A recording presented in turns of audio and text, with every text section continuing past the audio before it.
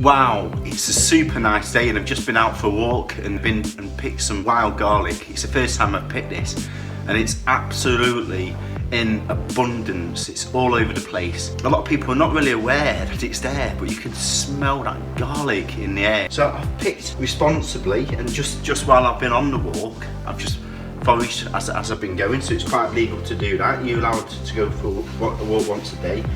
And I've picked some premium leaves, the small leaves at the bottom,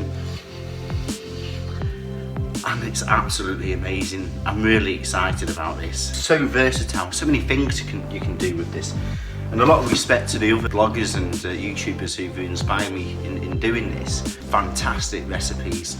You know, you can do a pesto with it, you can spice up soups with it, you can put it in your salad, you can ferment it. It's a little bit late now, but I've still managed to do this. I've been able to pick the heads which haven't flowered yet, and when they do flower, they blossom into white 6-pronged flower heads. But this is amazing, and you can just eat these as a little snack on their own. They're absolutely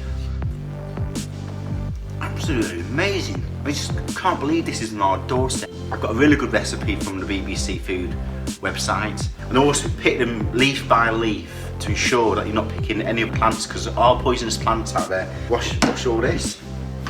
Right, so we've got all the core ingredients. We've got the wild garlic. We've got everything is pre-weighed, so we've got the parmesan cheese, we've got the pine nuts, we've got the garlic, and we've got the lemon zest, and then we've also got the lemon juice. So all we need to do is add 150 ml, the extra virgin rapeseed oil, which is local. I'm going to add wild garlic in here.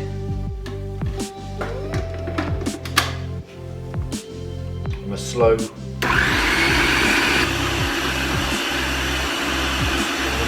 add all of the ingredients. Start with the garlic, pine nuts,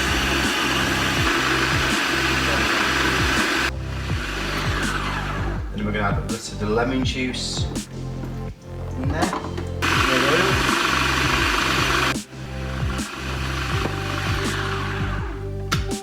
And there we have the pesto. Really good. Smells absolutely amazing. All you're doing is substituting the basil for the wild garlic, and it's absolutely amazing. I've never done this before. I've transferred all that into a jar which can go into the fridge. Make sure we put the rubber seal on. That will close. Transferred some of this into a little jar for our next door neighbour Dee and Phil. So I really hope they enjoyed it. Right, so we've made the pesto with the wild garlic. It's absolutely fantastic. I've made this with nettles before, but never with wild garlics. This is really new. I'm really excited about trying this. I hope Jenna, my wife, really likes it. So yeah, that's all done in a sterilised jar. I'm going to put that into the fridge, and I'll give you some feedback of how that went. Just to show you how versatile it is, just made some mackerel pate. I made this at home, the pate, so I put this onto some sourdough. I'm now just going to chop up some of the washed leaves.